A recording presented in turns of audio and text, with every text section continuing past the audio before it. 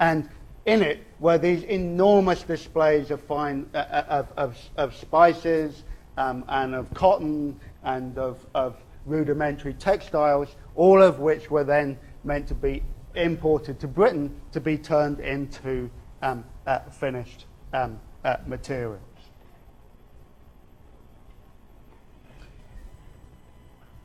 This, in contrast, is the machinery court. They had something called a machinery court. This was the great hydraulic press at the center of it, gigantic hydraulic press. And the machinery court displayed everything from this hugely impressive machine down to something like the very humble envelope folder. And you all know this is a moment of great realization for you, because you now all realize how you've been missing this vital tool of the envelope folder. Just think how your life might have been transformed had you had one of these in your house. I'm sure they're still there on the open market. On eBay, I'm sure someone has a 19th century envelope folder, complete, look, with can't be steam driven. It must be manually pumped mechanism. Anyway, I digress.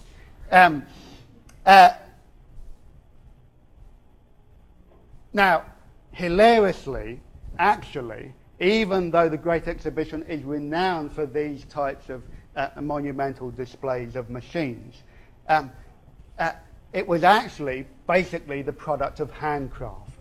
Okay? That is to say that Britain wasn't really a mechanized industrial country in the 1850s. Most work was still done by handcraft. So the Victorian engineer was a tool bearer. He wasn't a machine minder. The boiler maker was an artisan, not a factory hand.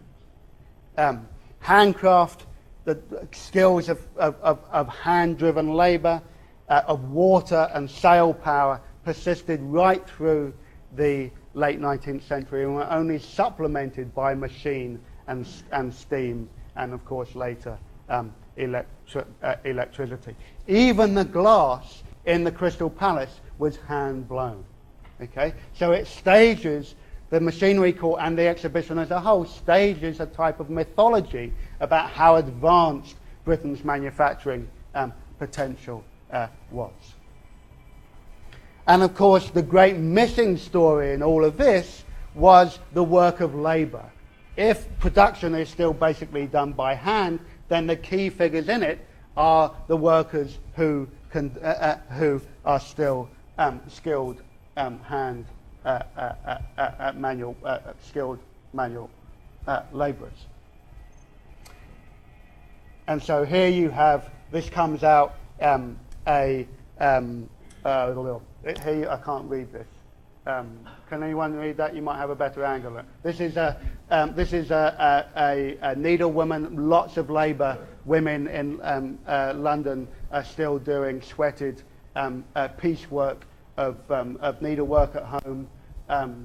There's a shoemaker at the back, a 75-year-old labourer, and of course people representing their employers. Henry Vincent, who is a part of the rump of Chartism that I'll talk about on Thursday, said that the Great Exhibition symbolized plunder wrung from the people of all lands by their conquerors, the men of blood, privilege, and capital. So clearly not everyone bought into this great mythologized display. The other people who were absolutely not there was the interest of agriculture. Okay, there are 300 local committees that organise the Great Exhibition and figure out what's going to go, but they're almost all from the industrial areas of England and Scotland. There's almost nothing from Ireland and nothing from the southern agricultural belt of Britain. And I've forgotten your name. Charlotte. I was going to say Nicole and get it wrong anyway.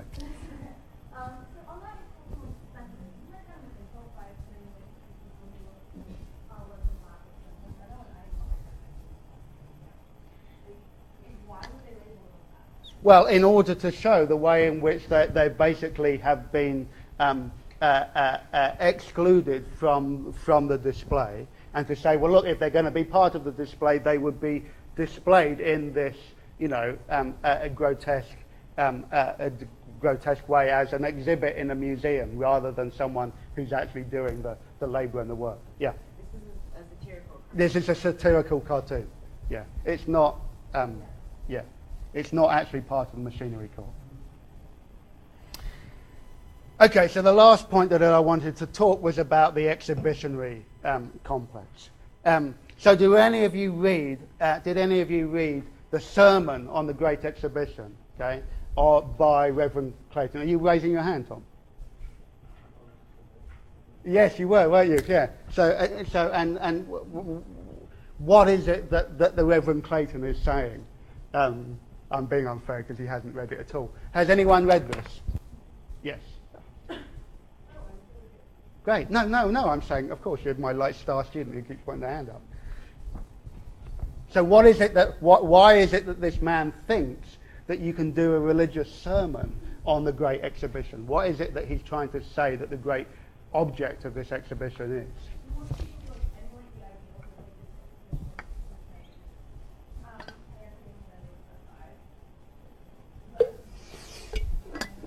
It is long.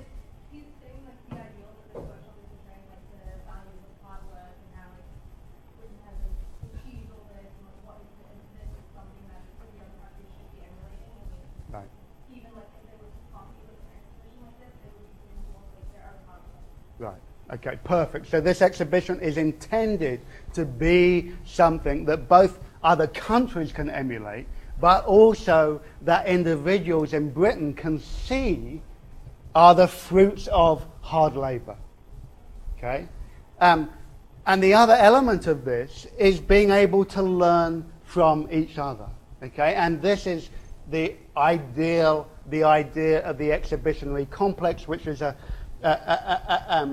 an argument developed by a sociologist called Tony Bennett, that one of the works of museums, the types of museum culture that emerges in the 19th century, and this is true of the US as much as Britain, is not just what it is that they put on display, it's the fact that individuals are on display to each other, okay? And that you therefore learn the appropriate responses to works of art or to great monumental displays. You learn how to carry yourself in public, how to dress in public, etc., etc., etc. How to move through the world as a proper, ideal type of liberal person.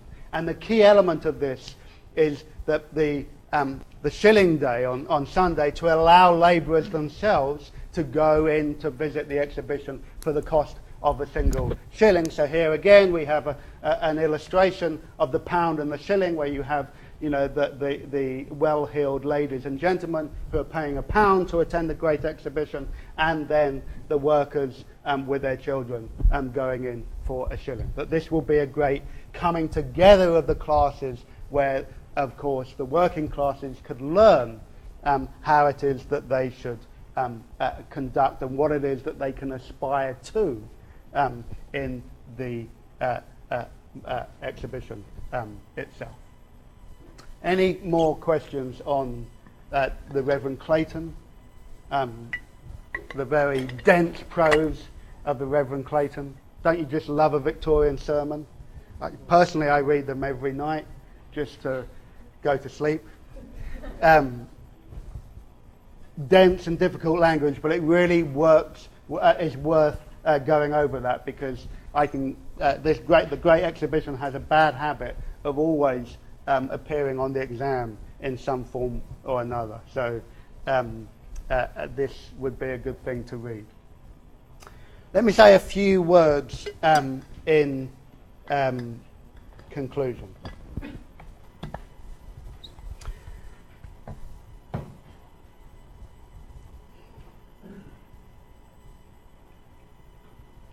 Okay, so a couple of pretty obvious points that I've been working around.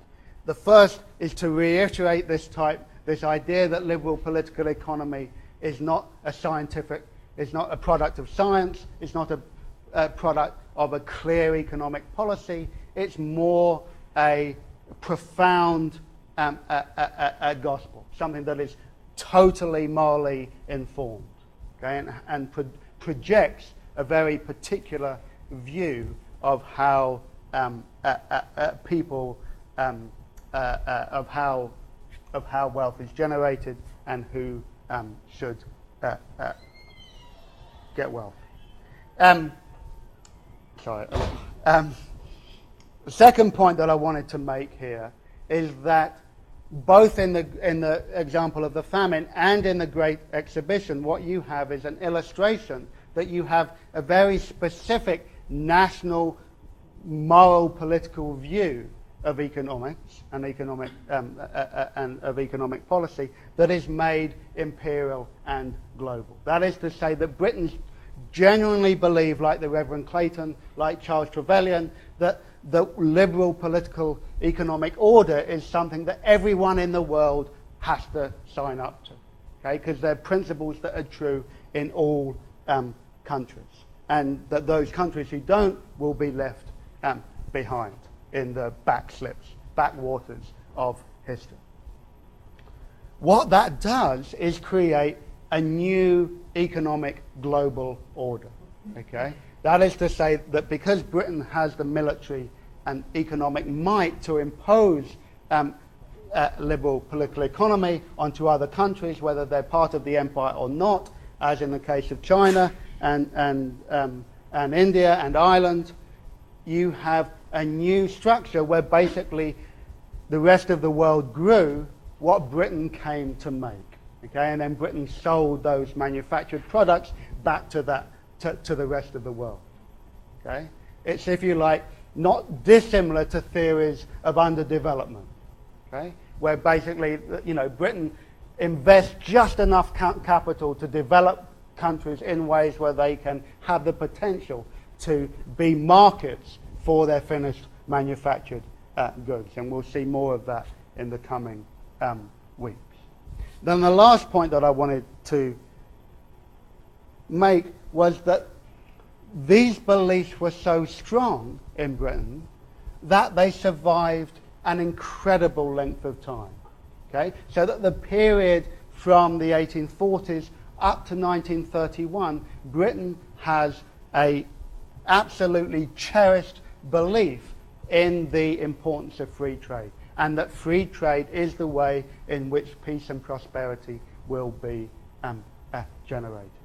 And there's no way on earth that that could have been true in the later 19th or early 20th century. So that the strength of these beliefs that are, if you like, bedded in the 1840s are really powerful to behold, have a powerful historical legacy.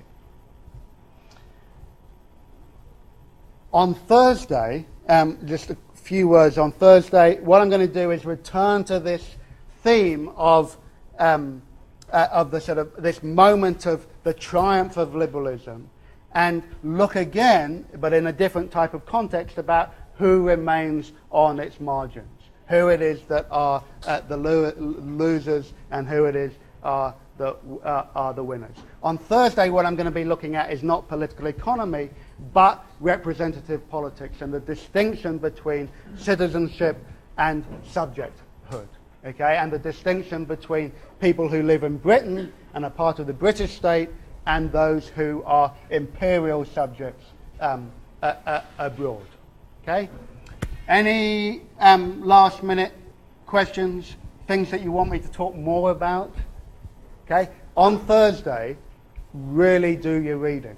Okay, I want you coming into class. You'll have all had section, okay, and you will all be coming in having heaps of things that you want to ask me about, and that you can engage with when I pause between each section.